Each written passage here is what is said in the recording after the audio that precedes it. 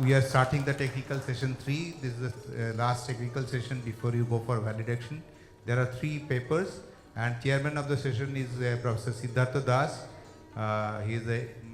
He was MD STEP and a professor in MME Kharagpur.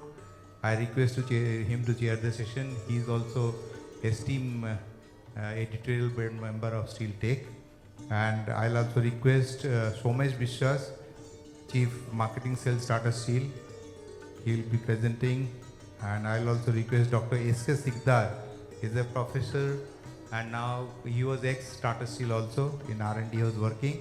And one more paper will be given by Admira Energy from USA and Canada. That will be by Sujit Sengupta. He could not make it, but we will connect him over online and he will be presenting. Doctor, please come. Dr. Das needs no introduction. So he always, helps Steel Tech in its seminars and other activities. So I request Dr. Das to go ahead with the one. After these 2 sessions, that when Sujit will join, we'll just connect him and let you know.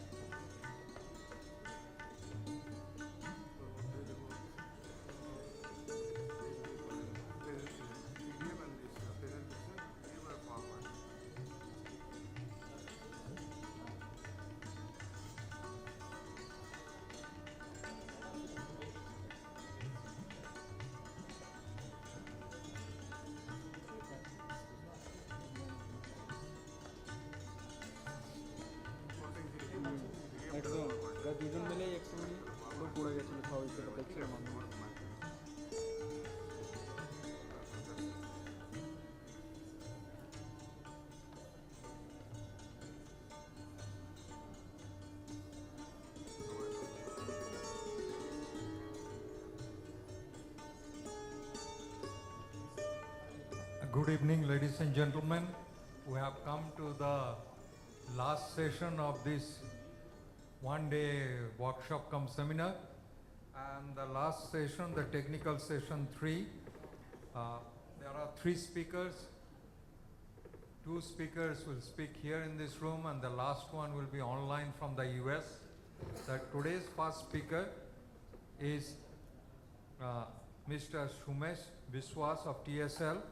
And the topic of his lecture will be non-financial performance for sustainable steel industry growth. So I request Mr. Vishwas to keep his lecture within 12 minutes if possible. Okay, that's a challenge to you. I'm sure you will do a marvelous job in that. Thank you.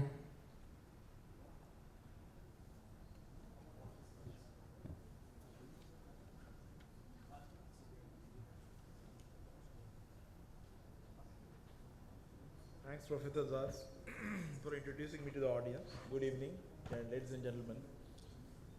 So I'll touch upon, a lot of things have been discussed about decarbonization, and in the morning session we also have a session on decarbonization in a way. So I'll touch on the main points to drive the things that we need to do as a corporate, and also some and policy matters from the government that will help us in reducing our carbon footprint.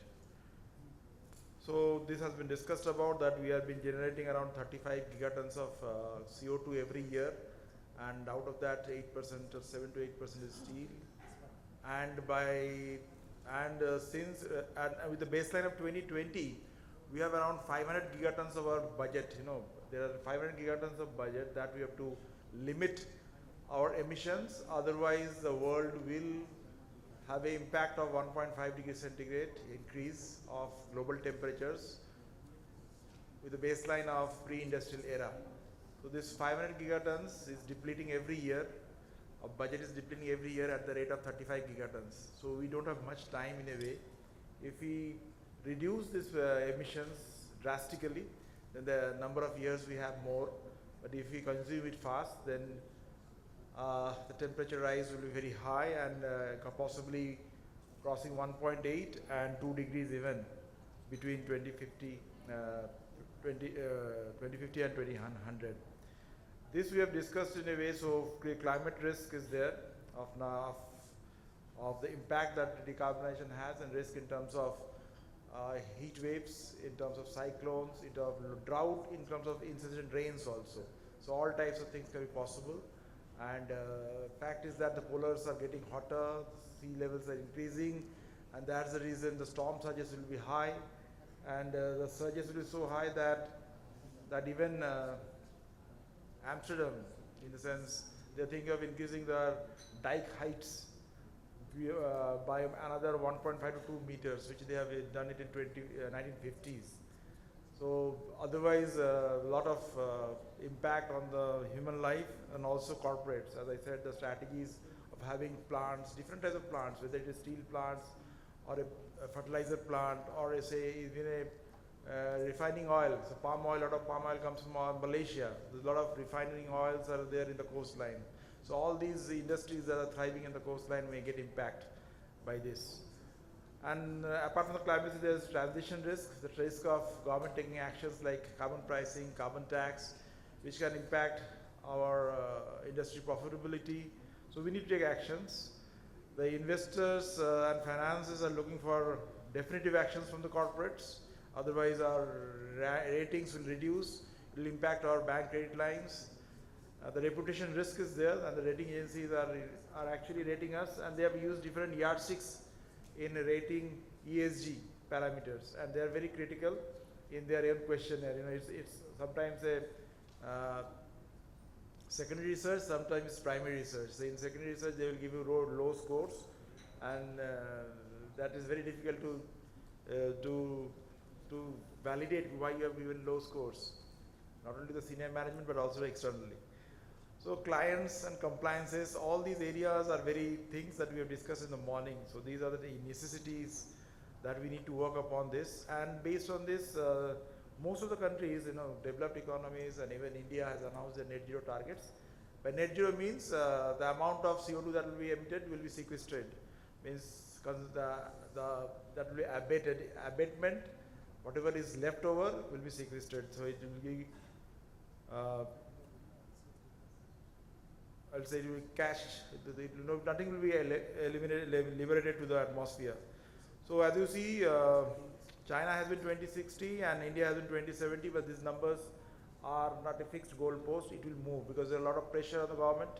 At every COP, Conference of Parties, now it is happening every year. The government will be facing challenges to announce newer initiatives, and maybe next 10 years down the line, the Prime Minister of India, whoever at that time may be, 10, 15 years, he may change the target to 2050. So all our strategy is now to having a blast furnace, because the blast furnace in India are quite new, and putting up blast furnace, and a lot of people have blast furnace recently also. So this blast furnace may have a life of 30 to 40 years, so we have to plan ourselves right now. It's not the European blast furnace are very old, which may not be required at all for them to run. So our blast furnace is quite new. So whatever strategies that we have as steel industry need to take into account this net neutrality target. But the fact is that we don't have so much of scrap, and we have to use iron ore, but what is the route? What we will choose?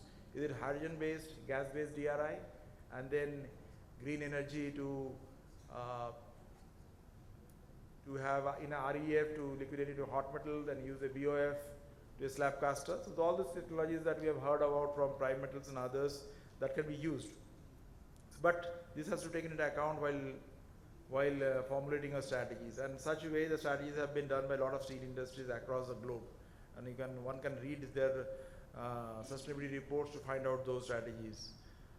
What are the strategic imperatives? I will touch upon this. So carbon pricing will be there, and we all know that emissions that are being done will be priced. That's happened in Europe in 2005, and the carbon dioxide rates have been gone to 80 euro per ton. So if 2 ton of CO2, say 2 ton of CO2 per ton of steel, and 80 euro, you understand how much is the carbon cost that can be levied on steel.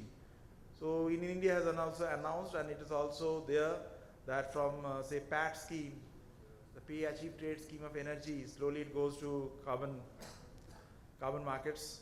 The transition will happen, but we don't know what is the price impact. So this price is very important. What will be the dollar per ton of CO2 that the pricing, carbon pricing will happen, because that will justify our projects, you know.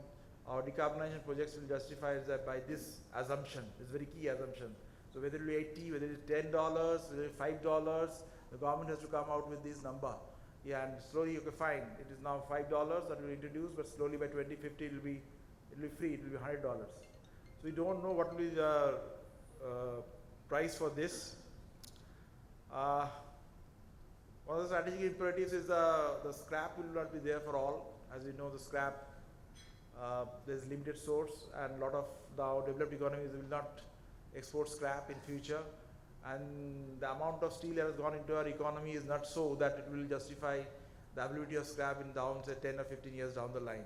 China is supposed to get a deluge of scraps in 2035 onwards, because a lot of steel has gone to their economy, but not so in India. So we have to use our iron ore in a way, and iron ore can be used, has to be through some green route. It cannot be through a blast furnace route. Something like natural gas is a transition strategy, because from coal to natural gas and then finally to hydrogen. That's a strategy, but what is the price of natural gas? That's likely to be, because as people shift from coal to natural gas, the price will shot up. The coal price will come down. It's likely that coal price will come down. The high cost mines of coal will close in future. But the fact is that how much carbon tax in terms of, say, tax on the coal, of imported coal. So if you bring Australian coal, how much of carbon tax that Indian steel players have to give it to government, as that will decide the natural gas, and that will decide the viability of hydrogen in future. So all these imperatives are important. What is the price like to be? Because all this has to be taken into consideration while you prepare your own strategy in future. Lastly, we have talked about the price of hydrogen, and hydrogen price, green hydrogen, everybody said that with $2 per kg it will be viable, but it is $6 and $8, it's right now, green hydrogen. But the fact is that when we purchase the hydrogen to put in our blast furnace in Jamshedpur, it costs around $20 per kg. So the cost is very high, but even green hydrogen of say $6 will require a lot of green energy. So because if you use solar energy for injection of a blast furnace, or a smaller blast furnace, we required around 45 kilowatt, 45 kilowatt, and that require 100, that means 3 times of solar power, because solar power is not available at night time. So the capacities has to be that much high. We have to have a vessel to store hydrogen, because you need an uninterrupted supply of hydrogen for injection in the blast furnace. I talk about blast furnace. Similarly in the case of DRI. So it's not that green hydrogen, so you require that much of land for the solar power, that much of land, and safety features that is needed for injection and storage of blast and hydrogen. So there are a few things that the corporations should do. Right now it's not possible. It's not possible to do at a commercial scale, but surely for pilot scale. The strategic imperatives is to announce what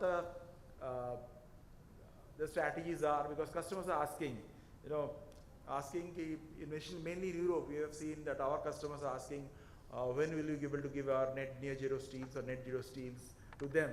And a lot of things have happened. ThyssenKrupp announced, has already given Blue Mint Steel. So GMS Steel, Blue Mint Steel are these brands which are announcing that, okay, I will reduce carbon, but I can allocate that amount of reduced carbon on the certain volume of steel and say that's green steel. That is a way. So as I said in the morning, the taxonomy of green steel is not yet decided, or not yet fixed by any of the agencies or associations across the world, or any of the governments across the world. So, but the investments are happening in Europe in terms of green hydrogen.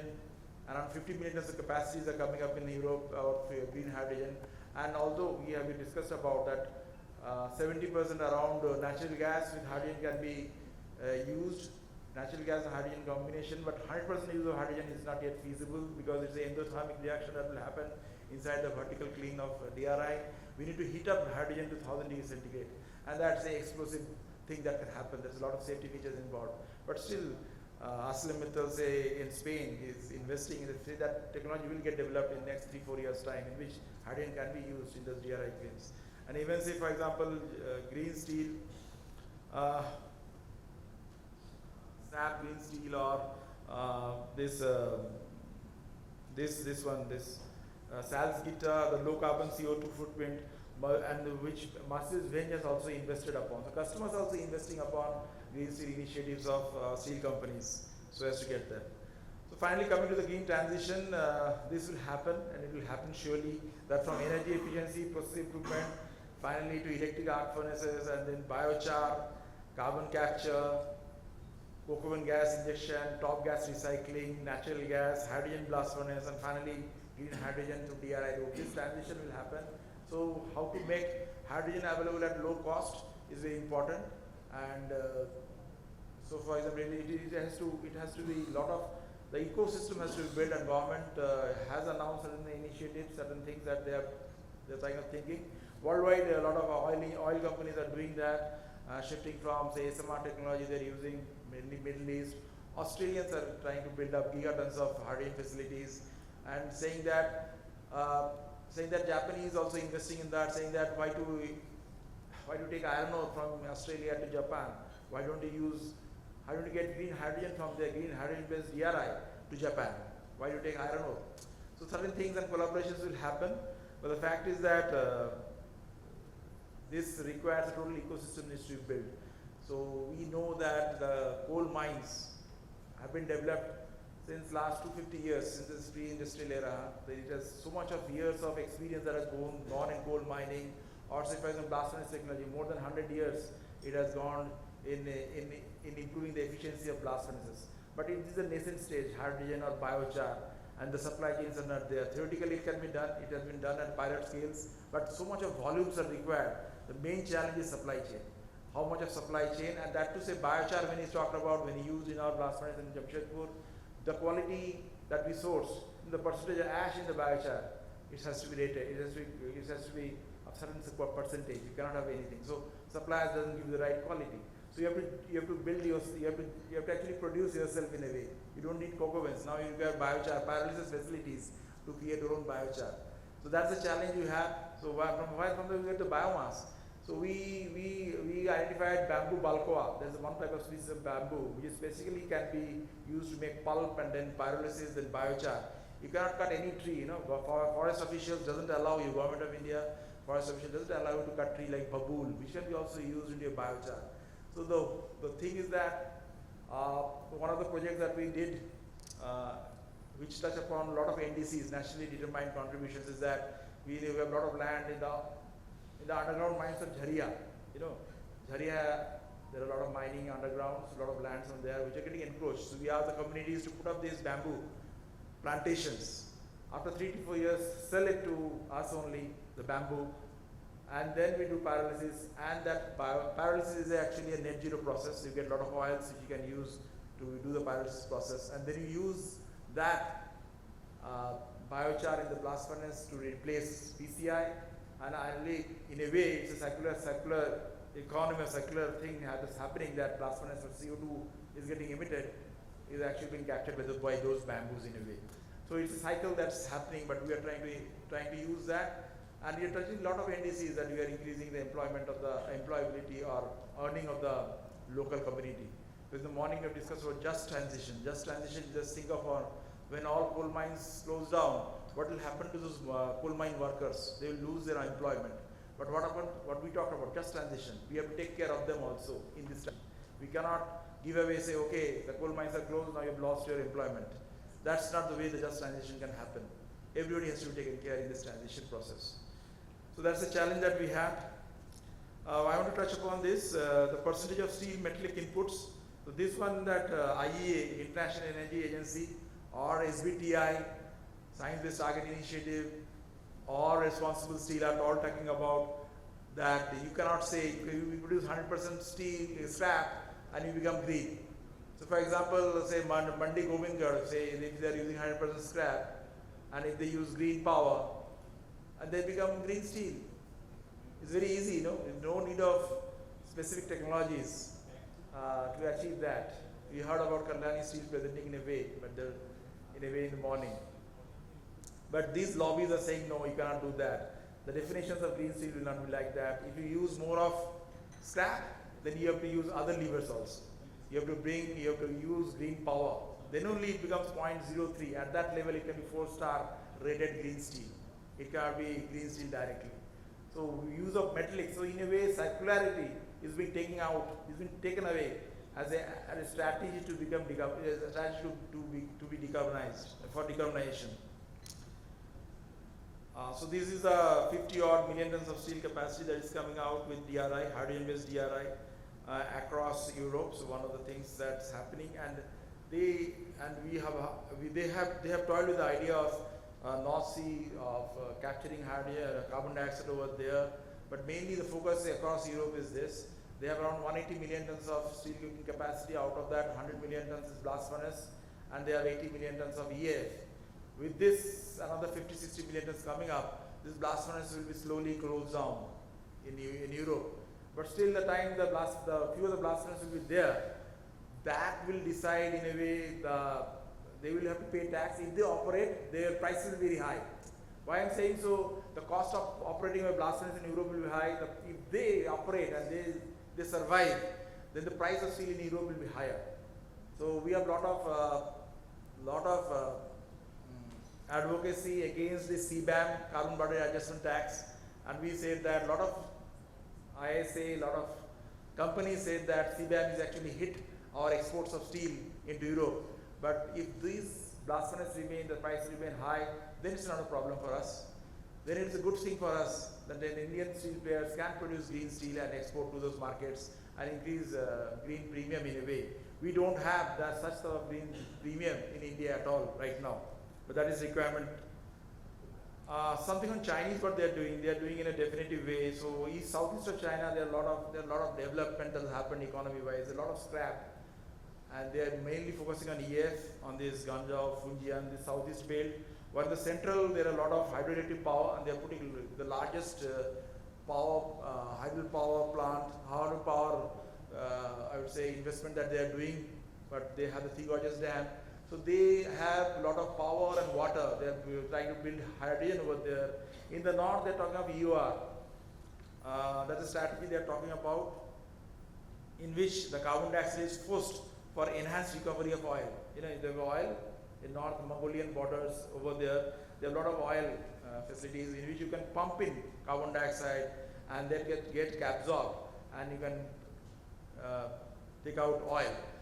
So they have investment pipelines of CO2, and already work is on progress. So they have differentiated strategies. Not that everybody is doing everything. Depending on their competitive advantage that each provinces have, they are tackling the problem. And we need to do the same thing. Means that we need to develop our own competencies, and we need to strategize. Okay, so I will directly jump. So there are a lot of transition that will happen, not only the energy but also the skill of the labor that is there right now and in future. Finally, the policy wise, some of the pointers like we require nuclear energy. Solar power is not the answer, because as you know, the area required, kilowatt per area plus the plant load factors are very low, 25% or 20% in Jharkhand. So that nuclear power is required, but the legislations are not right, the laws are not right, those have to be revised. I can go in detail, but right now I will go in that. The demand of steel green steel has to increase. You have to make mandatory, just like PAT scheme, you have to make mandatory 5% renewable energy has to be bought. You can make it mandatory for green steel to be used in projects. And the creation of level playing field like carbon tax, carbon pricing, CBAM in India also. We don't allow grey steel to come into India. That's also is required as a government policy. As a corporate, we need to do energy audit. We need to have a carbon dioxide mapping of our facilities, and the basis should be GHG protocol. That is the basis. We need to build our management marginal abatement cost curve. As I said, is a curve. You can find the literature in the net where you identify which are the projects which are actually beneficial, IRR high but reduces carbon, and which are all reverse round, which are okay, carbon dioxide reduces, but it doesn't make sense financially. So how to make that happen? You have to have internal carbon price. So right now there is no carbon price, as I said, in the government, but we need to have an internal carbon price justifying projects which will give us benefit in future. There is a requirement of sustainability corpus from the organizations. This corpus will fast track projects and driving projects in agile way is important. Thank you for giving me this opportunity. Thank you, Mr. Viswas. My apology for giving a background brief on Mr. Viswas. Mr. Somesh Vishwa has more than 30 years of experience in steel industry, having worked in different functions at Tata Steel. He has the experience of raw material strategy, steel marketing strategy, as well as corporate strategy. In his last stint, he has worked in corporate sustainability and currently working in the field of marketing and sales. He has worked in different projects with United Nations Global Compact Network India, as well as Indian Steel Association and Joint Plant Committee of Government of India. He has done his postgraduate diploma in business management and a degree in mechanical engineering. Thank you, Mr. Vishwas. And we'll take questions at the end of this session and also during the tea session. Next speaker is Mr. Sudipto Sikdar. Dr. Sudipto Sikdar, he had a PhD in thermal fluid science. He did his PhD at Washington State University, Pullman, USA. His MTech in mechanical engineering and majoring in thermal science at IIT Kanpur, and he did his bachelor's at NIT Durgapur, same in mechanical engineering. He worked both in industries, including 21 years in Tata Steel R&D and automation at Jamshedpur from 1999 to 2020 as principal research of R&D. He also worked at Thapar Corporate R&D Center, Patiala. Right now, he is a member of the faculty at Jamshedpur right now, and he received many awards, including Technology Day Meritorious Invention Award in 2004 in recognition for his research attitude, and felicitated from the National Research Development Corporation, NRDC, New Delhi. So now I request Dr. Sikdar to give his presentation. Thank you.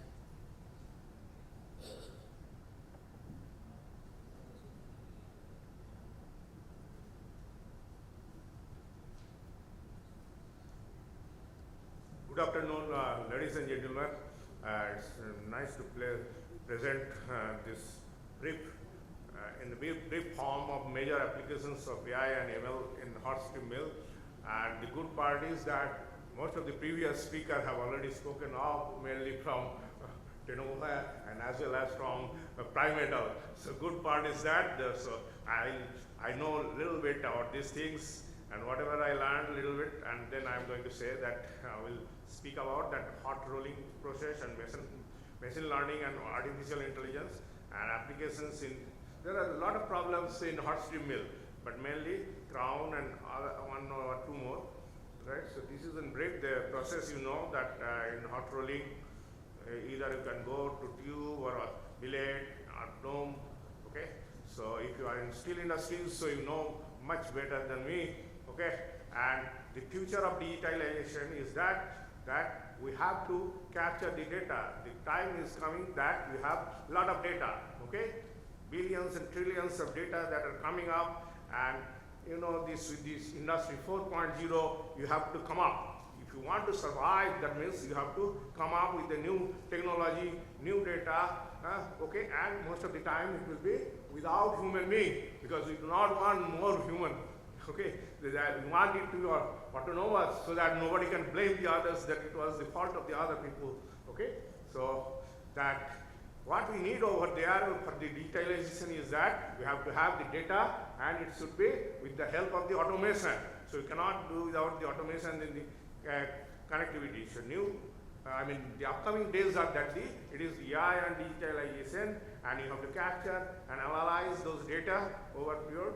Okay, and forecast the process behavior, because you have to take the action based on them, and that should be smarter, that you can easily work on them. Okay, and for the automation you need to have the sensors and software, and you have to process them, right? Okay, and data science, those are emerging as for the extracting the knowledge, so that you can get what is the summary, so that you can take the necessary action, right?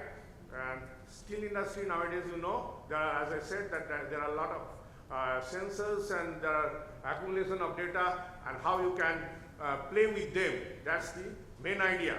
Okay, so, and not only that, because there are already the old conventional plants in China, right? And either you have to transform or you have to, I mean, you will have to be extinct. Or the new steel enterprises, they have to come with a new product and they have to sustainable, okay? So sustainability is the key, right? So to start that, we have to have the automation also, and well, a lot of things. Earlier speaker already talked about the big data, machine learning, artificial intelligence, IoT, blah, blah, blah, all of those things that came up, and it will be coming more and more in the days, okay? And in machine learning, classification, clustering, regressions, and all these things. So, as you know that it is the introduction of this automatic equipment, okay, automation is that, and in artificial intelligence, it should be the ability of the computer to mimic human thought, okay, and while performing just like a real environmental task. So in real life, we see that it is the image recognitions, medical diagnosis, and all these things. And machine learning, it is a, you can say, it is the subset of the artificial intelligence, okay, and how much you can extract the knowledge from the data, and it will help so that the machine itself will program, so you don't have to intervene there. You will not write your own code, because when we did it, almost I remember 20 years back, so 2002 or so, we used to struggle with how to do this ANN model, okay, so that we can apply it in hot stream mill, okay. So some of the examples that are shown is the virtual assistants, autonomous vehicles, e-commerce. These are artificial intelligence. On the left hand side, facial recognitions, and on the right hand side, that okay, machine learning, it has been shown as the it is the subset. Okay, so if we can club AI and digital workflows, that it will be helping to the more precious efficiency, because at the end we want to have more efficient process, so that we can increase the process efficiency as well as reduction of the errors, right?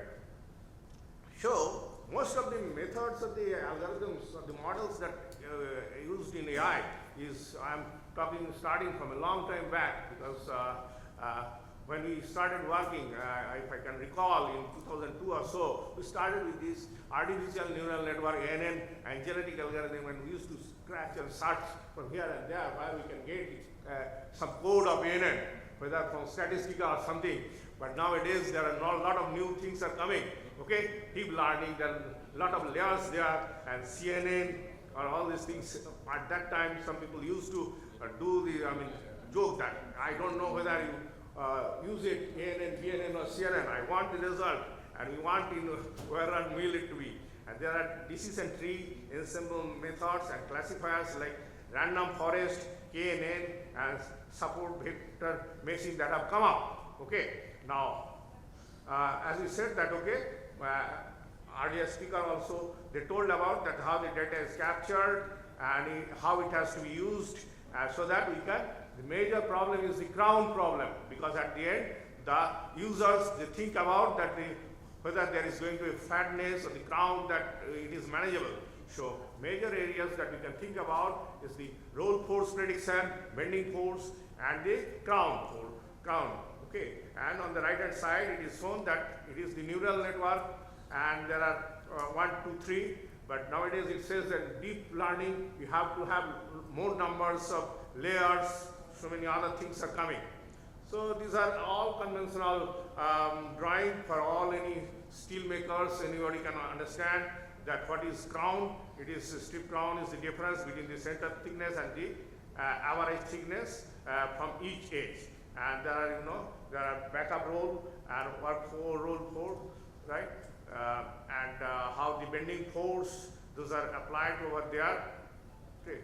Now, see, some of the results which I am showing here in red is that these are the recent results in the literature and what they are using. Okay. And as you can see that this is Yu et al. And they have used it in 2021, and they are predicting bending force, and you can see that there is the margin is prediction and the actual one, it is very close, that's okay. And they have used multi-layer extreme learning machines, okay, method. Okay. And there is also another method, that is DNN, deep neural network, which I was saying. And here is another author, 2020. They have predicted a neural network for role codes. So whatever that I am trying to tell is that there are a lot of new models that are coming out, okay? And for that you don't need to write your own code, which we used to struggle old days, but nowadays it's not like that. Here is also, see, most of the authors you will see either from the China or from, you will see the Korea, that it is also 2020 multi-step network method. That is also another. It is in Canada, Algoma Steel. They have used this thing, roll codes, okay? And here is the crown prediction, Lee et al. They compared 6 different methods, machine learning methods, okay? And you can see ANN, SVM, CART, BRT, Lasso, and GPR. There are lots of methods that are coming up.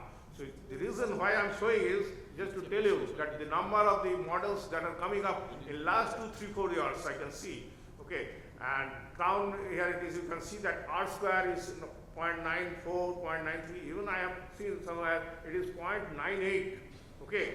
And it is in 2020, and they have used ensemble learning based method for crown prediction, okay? Okay, and you can see that because we have, why do we need to go for this machine learning method? The reason is that there are a lot of, controlling parameters, and we do not, it's not easy, and we cannot have this formulation of any equation, okay? And when we wanted to have some, one model to develop for online methods, and then we tried to search from this Google, and then we found that it's a very easiest way. They have made it very simplified. They do not want to get it complicated. And you see here on the left hand side that there are so many number of varying parameters, and at the end you have to predict strip count. But machine learning can do it easily without going into nitty-gritty. Okay. Now also on the left hand side, this is a very, for the strip count, it is ISIJ predicted this thing, this one ISIJ journal 2024. It is a hybrid machine learning. They have used it, okay? And here it is SK Thakur from, I think, Cell R&D, okay? They use it for plate thickness, okay? Now, see, for all this thing, I'm just trying to give the gist of this thing, that what they did is that they have random forest and XGB. These are the new upcoming methods that are coming, okay? Deep neural network, and everywhere they try to minimize this root mean square error, correlation coefficient, okay? They try to see that R square value is 0.98 or 0.97 like that, okay?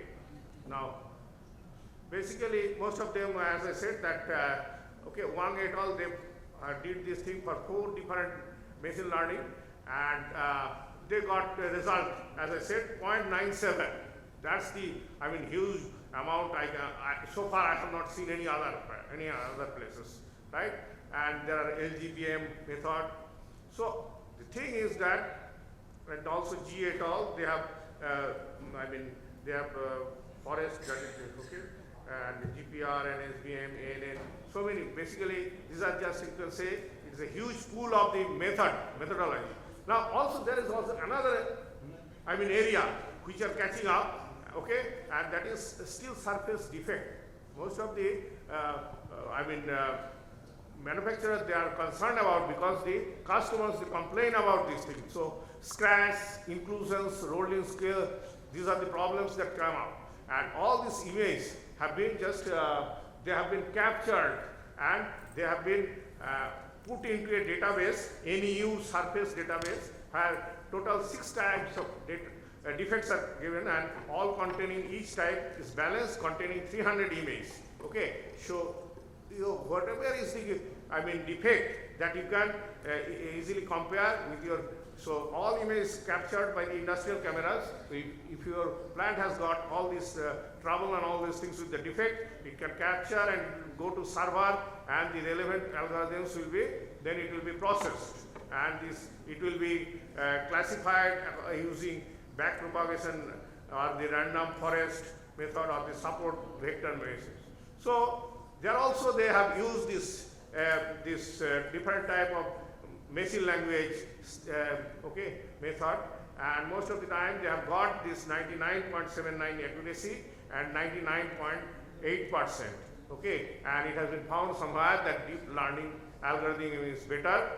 So what we see that there are a lot of methods that are coming up. So in conclusion, we can say that machine learning model can offer, when we try to take advantage and a performance of complex system, because we cannot handle, okay, so many parameters, okay, in a hot stream mill, because if you want to struggle with this thing, by the time you look into one and the other things will be lost, and your operation by that time in 10 seconds the whole stream is gone out. Okay, if I start from finish, I mean FRT, and I want to look into this coil box, by that time already 10 seconds is passed, everything is gone, and all, if I want to have some code, if I want to write it, okay, it will not be able to capture what I want to do, and what are the main things where I have to harp on, where I have to detect. So it is important to apply more advanced AI technology to establish a high precision, high efficiency.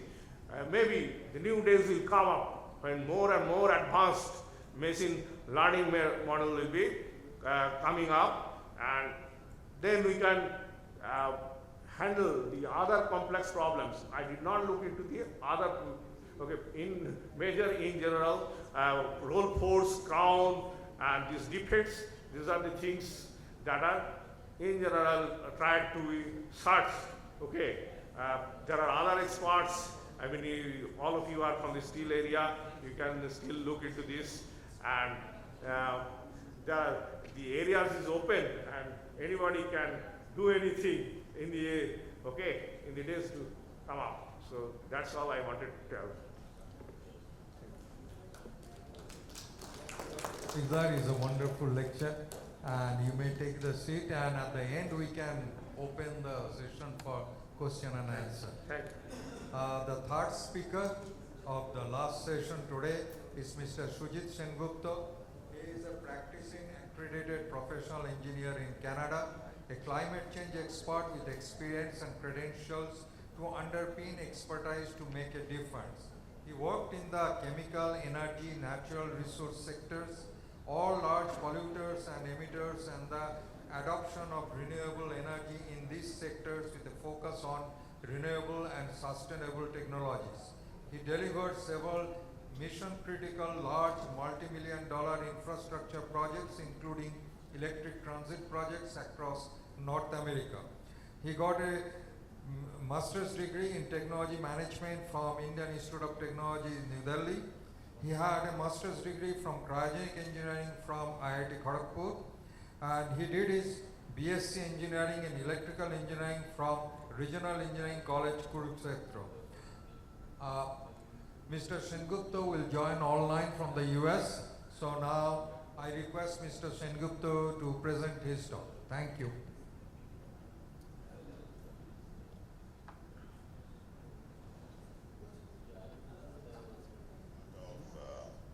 This group, this discussion and conference.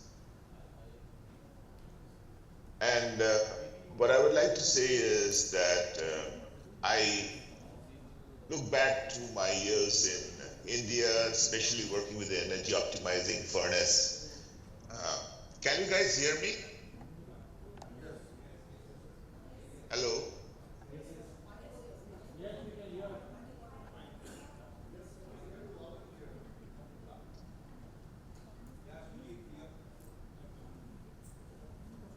Hello? Yes, Sujit, you are loud and clear. We can hear you and we can see you. And sorry to wake up early in the morning. Yeah, sorry for late about 45 minutes. Yeah, okay. Okay, carry on please. Yeah. We can hear you well. Yeah, so as I was saying, I'm privileged and honored to be part of this gathering. And I look back to my years in India when I worked with Tata Steel and Air Liquide. We worked on the energy optimizing furnace, the AOD system, and hydrogen and CO2 injection into the furnace. So today we are in North America and Canada, working with various infrastructure projects, including mining and electrical haulage and smelting in Northern Ontario.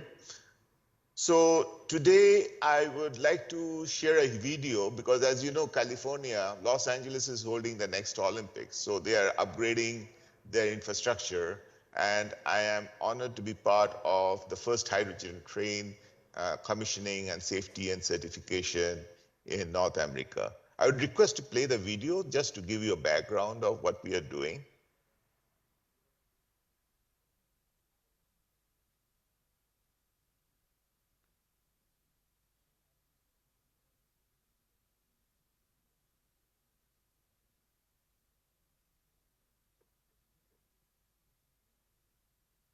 And New kind of travel is coming to San Bernardino. This morning, we are getting a look at ZEMU, which stands for Zero Emission Multiple Unit Passenger Train. I like It's ZEMU much better. easier to say ZEMU. It's the first of its kind in the country. KCAL News reporter Rick Montanez live in San Bernardino with a closer look. Hey, Rick. Hey, good morning. Yeah, ZEMU, what a cool name, right? And check out how cool it looks. This is awesome. This is the new train, the only one of its kind here in the entire country, and we have it right here in the Inland Empire. And Tim Watkins is with us from the San Bernardino County Transportation Authority. This has been years in the making to get this here. It is here and it will be operational soon, just not quite yet. That's right. So making this vision a reality, that's what we're celebrating today, that it's actually here in San Bernardino. It's been a lot of work to get here, a lot of partners, a lot of collaboration to do that. We expect to have it in service by next year. And so this is a hydrogen fuel celled hybrid system. Explain to me how this works. The hydrogen fuel cell, essentially, it's water vapors that are emitted from it. Well, currently out there, right now, we have what's called a DMU, a diesel multiple unit, that uses a diesel engine to generate the power for the batteries on that train to move the traction motors.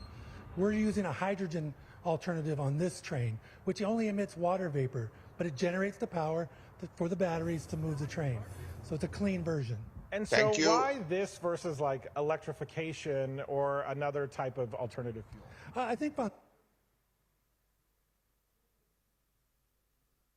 this line that we're looking at for the Metrolink line between Redlands and all the way to Union Station, we can run this train on the existing infrastructure. Doesn't require any more investment into adding on overhead catenary or a third.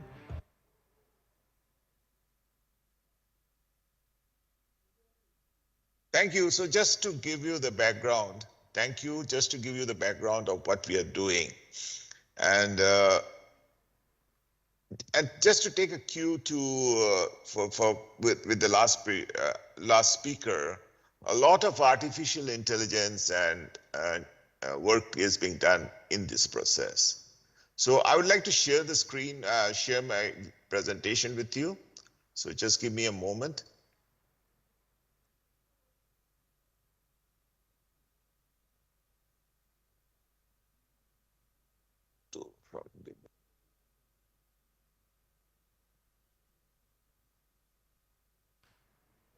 Okay, can you see my screen? Yes, we can see it clearly. Sujit, carry on. Thank you. So this is my company. We run this company from US and Canada, Admira Distributed Hybrid Energy Systems, Inc. And we have been working, this company has been in existence for the last 15 years or so. And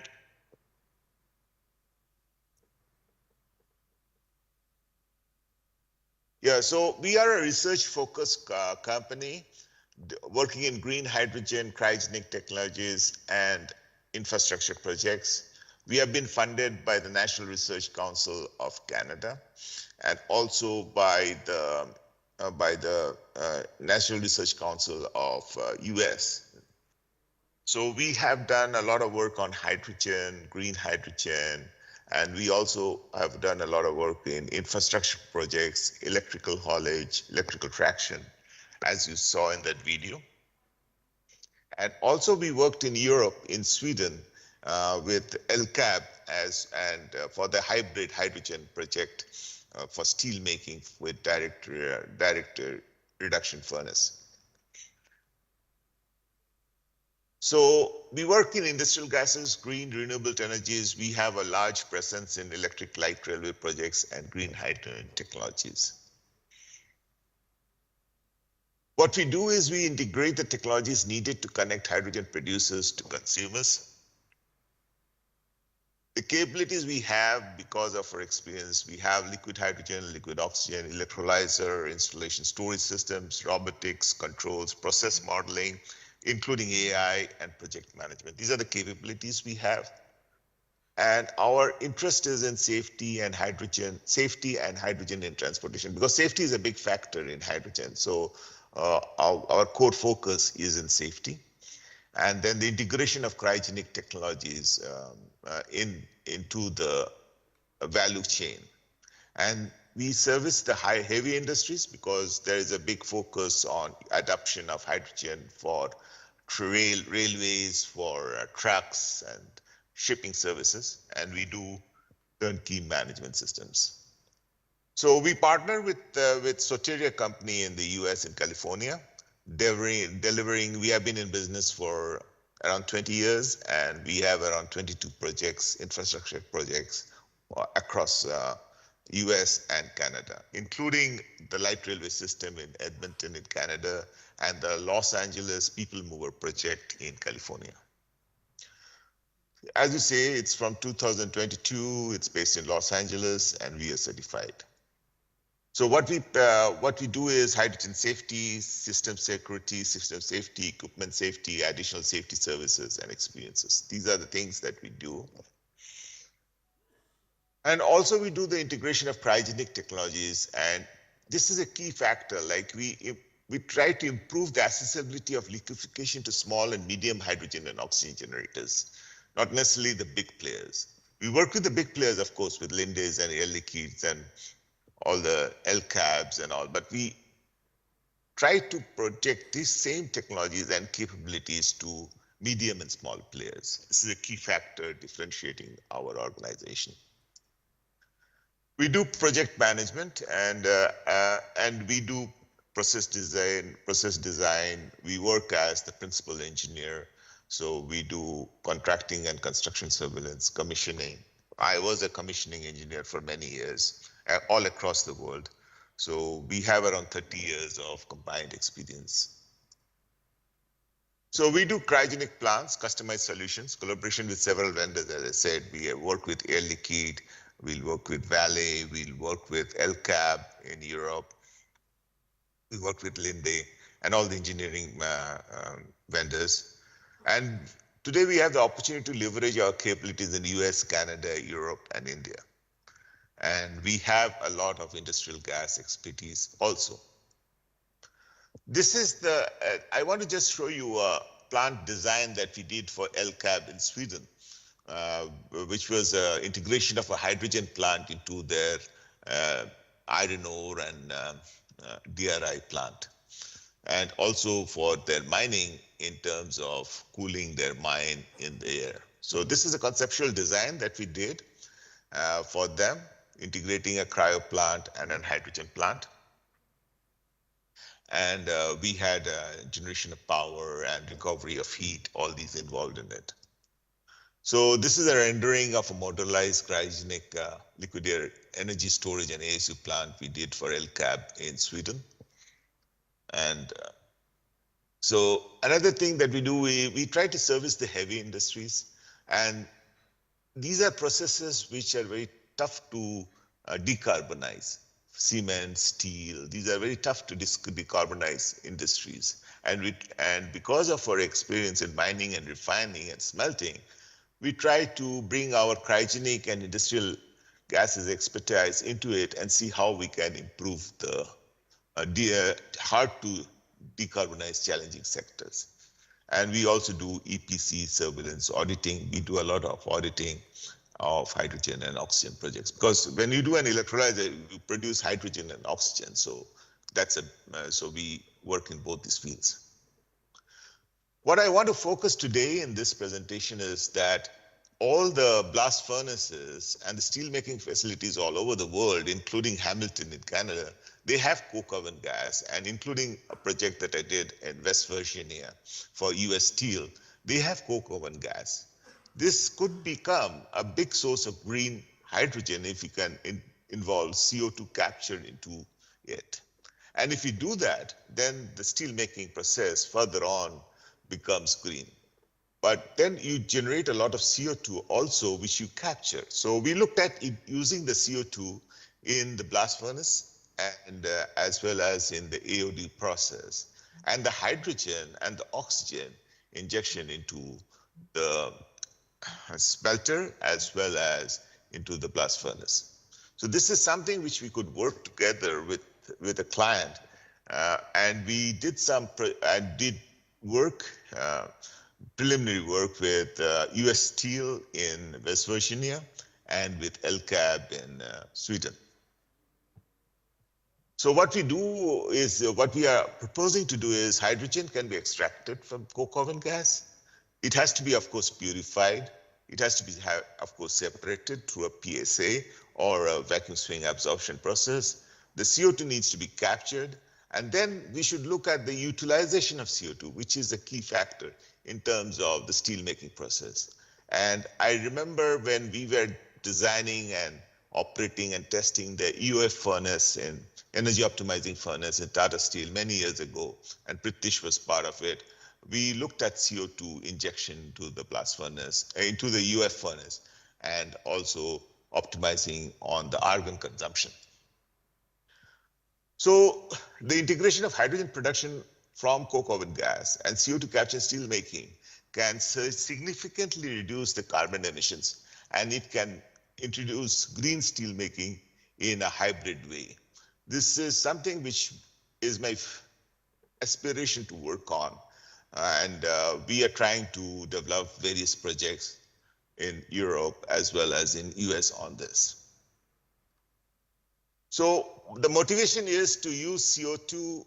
Of course, hydrogen is a no-brainer. You can use it in smelting, you can use it in blast furnace. Hydrogen is a no-brainer, but you then get also the oxygen. And the oxygen is also a no-brainer. You use a lot of oxygen in steel making. So the only factor here is the integration of CO2. Now, CO2 is a reactive gas, so it's not like argon, which is inert. So it not only can help in reducing the argon consumption, it can also help in controlling the temperature and decarbonization. So this is something where we want to work.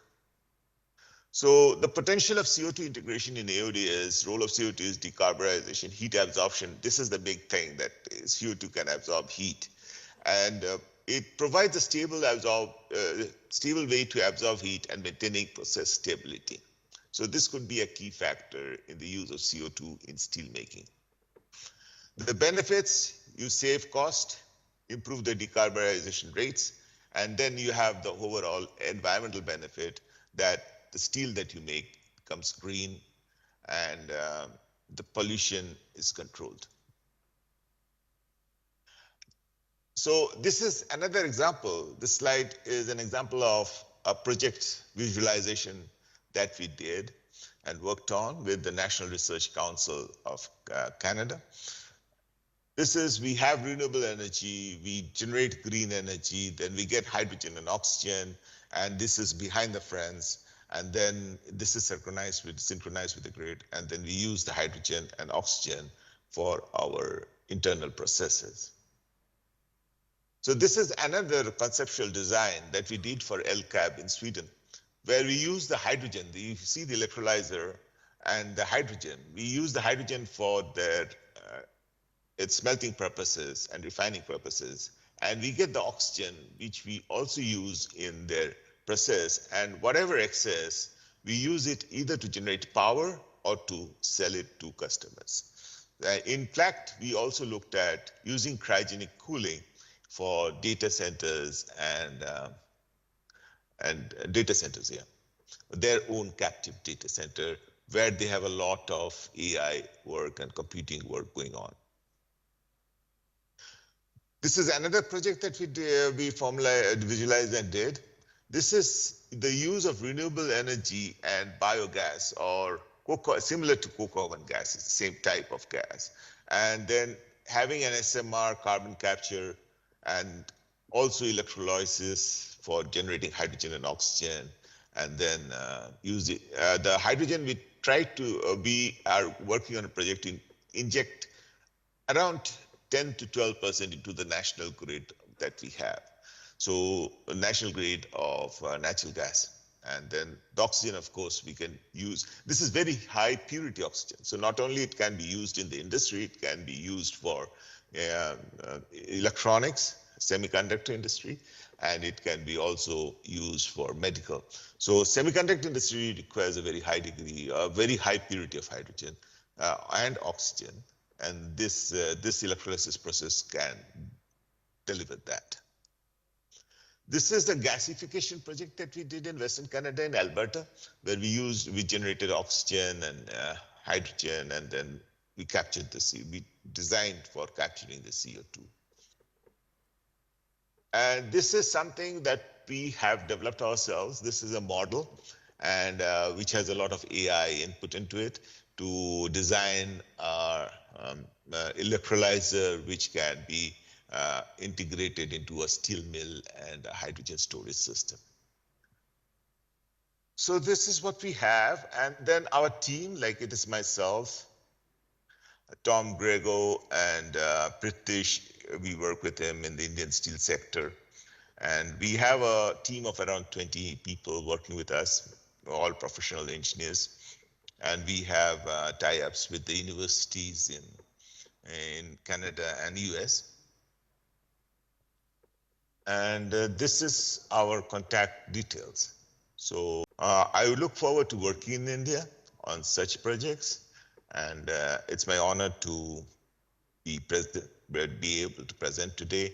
So now I will stop sharing and share and we'll be happy to answer any questions that you may have. Thank you. Thank you, Mr. Sengupta. It's a very interesting lecture. And now the floor is open for questions or comments for any of those three speakers of this last session. Any question, anybody?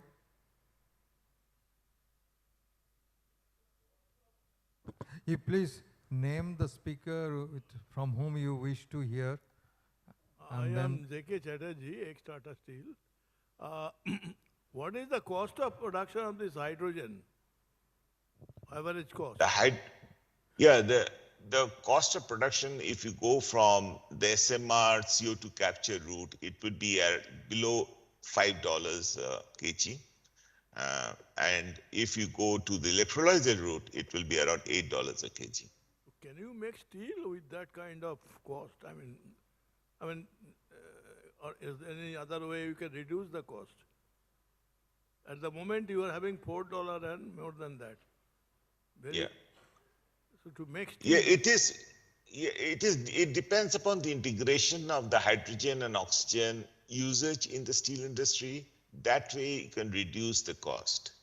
And the focus is, like in California and US and Europe, is that you have emission credits, and then you have to reduce your emissions and move towards green steel, because steel is one of the most polluting industries that we have, and which is very hard to decarbonize. So what I'm trying to suggest is we use the existing infrastructure, coke ovens that we already have, and the coke oven gas that we have in the existing steel mills, and clean it up and generate hydrogen out of it, which would be a captive installation, and then use the hydrogen for the further processes. This may give you hydrogen at a cost of, say, $2 to $3 a kg. Thank you, Mr. Sengupta. Thank you. Any other question, anybody? Thank you. Yes, please. Okay, one here and then we'll ask. I am Dr. Ekedas from ex-Tata Steel. I have two curiosities. One is, you talked about using carbon dioxide in steel making. Yeah, it's known that carbon dioxide can be used as a cooling agent or maybe oxidizing agent in steel making. But when we do that, we are not saving any carbon footprint. It's going to go away as either as CO or as CO2, it's CO2. And it's not doing anything with the carbon emission per se. What's your views? Yeah, it's a very good point that you have brought up. it is a very good point. CO2, the challenge, CO2 has challenges, and how to utilize the CO2 and capture the CO2 and not emit it is a challenge. But by capturing the CO2 at source, at the coke oven gas stage, and then using it for different processes, you are finding a way to use the CO2 and reduce your carbon footprint. That's what I'm suggesting. There will be emissions, of course, but the emissions, because you will control the temperature, you can clean up the process of the EOD process and the BOD process and the blast furnace. Your emission, the overall emissions will, the overall carbon footprint, carbon resiliency index will go down. You will not eliminate CO2. Nobody has been able to eliminate CO2. That's the biggest challenge we have. But we can reduce the emission of CO2, not only CO2, even the other pollutants, like the very pollutants that come out of coal gasification or coke oven gas. You can reduce these pollutions at the source. That's what I'm suggesting. Okay, my second point is that you talked about coke oven gas, and you mentioned that you can separate out hydrogen through a PSA system. Pressure swing, Yeah. You said all that. Yes. Yeah. But I think as a, I used to be in the thick of the subject while in Tata Steel. If you can really clean up coke oven gas, then a better option is certainly to put it back in the blast furnace. So there, the blast furnace will take up, use up the hydrogen, or you use the coke oven gas, cleaned coke oven gas for making DRI. Instead of doing all this, I mean, separating out components, etc. No, very good question, a very good point. If my whole focus is to clean up the gas and then clean up the emissions and reduce the emissions.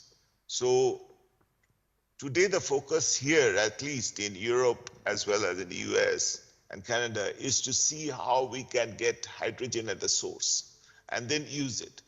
But certainly what you said can also be done. You can clean up the coke oven gas, capture the CO2 and use it as, say, a less pure hydrogen source. You can do that. It's a very good thing. Thank you. The gentleman there. Thank you very much. Yeah, please.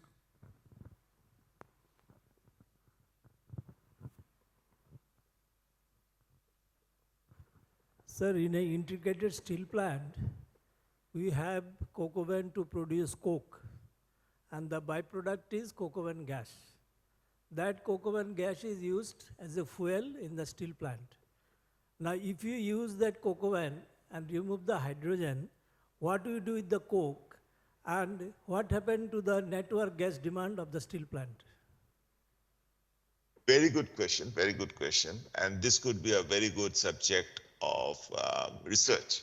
So the thing is that you will get coke, but then the coke becomes green because you are capturing all the emissions from the coke. So this is a very big plus point. You have a green coke per se, and then you have a cleaned up coke oven gas, as the previous questioner asked, which reduces the pollutions. So it's a win-win situation. And there's a lot of research and development and prototyping and innovation activity going in this field. Because if you look at the polluting overall pollution of the world, there are a few very hard to decarbonize sectors. One is cement, which again we worked in. Cement is one of them, and one is steel. And the focus is either to go to EF furnaces, which there is a very much focus in Canada because you have cheap electricity, and in the US, or green the process of steel making. So your point is right. We have coke, but if you can make coke greener, less polluting, then it adds to your overall carbon footprint, which people measure and then give you allowances and carbon credits for that. So that's what it is. No, generally, sir, while producing the coke or operating the coke oven battery, you generate a lot of other things. You generate SOx, NOx, you generate a lot of SPM, lot of heats. Yeah. Isn't it? Yeah, So you're right. is it You're right. sustainable to produce coke to get hydrogen from it? I don't think it is a good proposal anyway. I would like to beg to differ with you. I would like to beg to differ with you. So there are two things. You are talking of two things. The emissions. When you make coke and when you make coke oven gas, you have a lot of emissions and pollutants. Right. So how do you clean this up? That's what I'm suggesting. When you send it through a PSA process or a VAPSA process, you clean it up, you capture the impurities. And some of the impurities are carcinogenic because I have worked in the steel industry, so I know what are the impurities. Yes, there are more than 1,000 carcinogenic materials which is released in the making of coke. But once you remove the hydrogen, the other core chemicals remains. They need to be separated. What about the tar, what about the ammonia, what about the benzene? That all these things need to be done. I'm not saying that they need not be done. What I'm saying is you capture, when you put it through the PSA process, you capture many of these carcinogenic and impurities and emissions that we have. When you capture the CO2 and use it for steel making, again, you capture all these emissions and emitters. Unfortunately, I beg to differ with you. And I think this is the way to go, what I am suggesting. And I'm not just suggesting just on a discussion point of view. The LCABs, the DeFascos, and the ArcelorMittal projects, and other projects that's happening in Canada, they are going either for electric furnaces using green electricity, and also in electric furnaces, they are thinking of replacing coke by hydrogen. So hydrogen can actually replace coke. So this is being worked on. And LCAB in Sweden is developing a process to do this. And there is a process, I don't know whether you've heard of it, is hybrid process that's being patented and being done on these lines. So I understand what you are saying and from where you are coming, but this is certainly something we should be looking at and trying to design our systems around. No, there is no doubt that we have to replace coke with hydrogen. Okay, we can discuss these things later on. Just last, let me tell one that. very quick question, please. Yeah. That getting hydrogen from coke oven gas, it may not be that much of good suggestion. Rather than we should find alternative way to get the hydrogen, not from coke oven gas. That is my thank submission. you very much for your comments. If there is no other question, we conclude the session. And I like to thank once again Mr. Biswas, Dr. Sikdar, and Mr. Sengupta for a very thought-provoking lectures. Thank you very much, gentlemen. Thank you. Thank you. It's my pleasure. Merci beaucoup. So I will disconnect then. Thank you. Bye.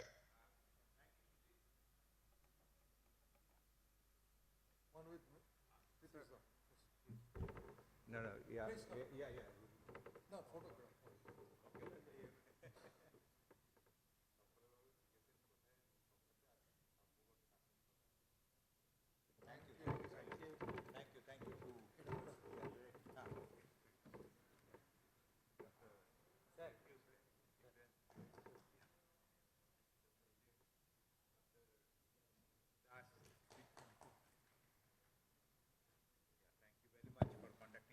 Thank you so much. It's always been a pleasure to hear from you and something new is coming up. Thank you very much, Professor Das, Somesh, Dr. Sikdar, and I think now Sujit is disconnected. Thank you very much. I'll send him a letter.